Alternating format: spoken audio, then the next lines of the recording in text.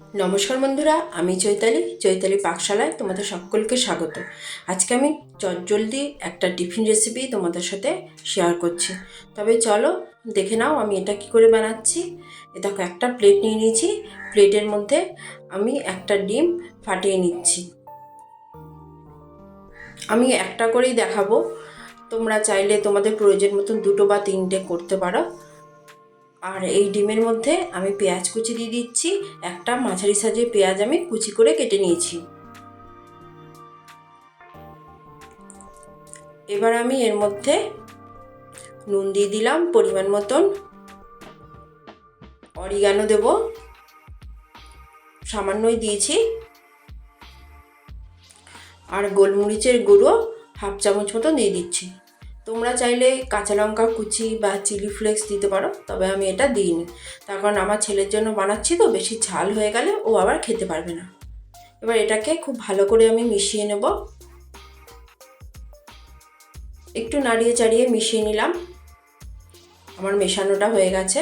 এবার এইদিকে একটা তাওয়া বসিয়ে দিয়েছি, তাওয়াটা গরম হয়ে গেছে। ওর মধ্যে আমি একটা রুটি মানে আটার রুটি ভেজে নেব। আর সামান্য একটু তেল দিয়ে আমি এপিট ওপিট করে নেব। গ্যাসের আঁচটা আমি মাঝারি করেই এটা ভেজে নেব। দেখো, আমি এপিট ওপিট করছি, একদিকে একটু বেশি ভেজেছি, একদিকে একটু কম ভেজেছি। সেম একই রকমভাবে আরেকটা রুটি আমি তেল দিয়ে এপিট ওপিট করে নেব। এখানটাও একদিকে একটু বেশি ভাজবো আর একদিকে একটু কম ভাজবো। একটু চেপে চেপে আমি ভেজে নিলাম। বেশি তেল আমি এখানে ইউজ করিনি, সামান্য তেলেই এটা রান্না করেছি। দেখো, এই রুটিটা আমার ভাজা হয়ে গেছে। দেখো, এই সাইডটা আমি একটু বেশি ভেজেছি, তার নিচটা কম ভেজেছি।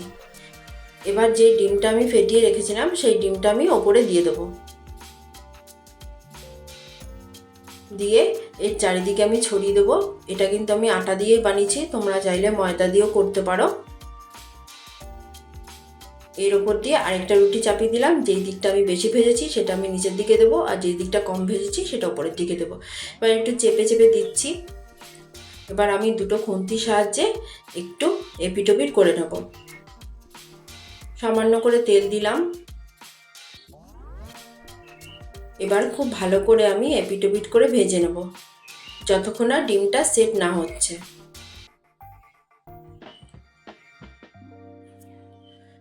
তোমাদের যদি ভালো লাগে লাইক করবে, সাবস্ক্রাইব করবে। আর এটা কিন্তু খুব তাড়াতাড়ি বানানো হয়ে যায়। তোমরা তোমাদের বাচ্চাদের স্কুলের টিফিনে বা হাজব্যান্ডের লাঞ্চ বক্সেও তোমরা দিতে পারো। তবে বাচ্চাদের দিলে এটাতেই হয়ে যাবে, আর বড়দের দিলে তোমরা এরকম দুটো বা তিনটে ভাজতে পারো। দেখো, আমার এটা হয়ে গেছে। এবার আমি একটা প্লেটে নিয়ে নিলাম। দুদিকে টিস্যু কাগজ নিয়ে নিয়েছি, এক্সট্রা তেলটা অ্যাবজর্ব করে নেবে। এবার আমি এটা ছুরি দিয়ে কেটে নিচ্ছি। ছুরি দিয়ে কেটে আমি ছোট ছোট টুকরো করে নেব, তাহলে বাচ্চাদের খেতে সুবিধা হয়। এটা আমি আমার ছেলের স্কুলের টিফিনের জন্য বানিয়েছি। দেখো, এরকমভাবে টুকরোটা করেছি। আর ভেতরে যে ডিমটা দিয়েছি ওটা কিন্তু দেখো একদম সেট হয়ে গেছে।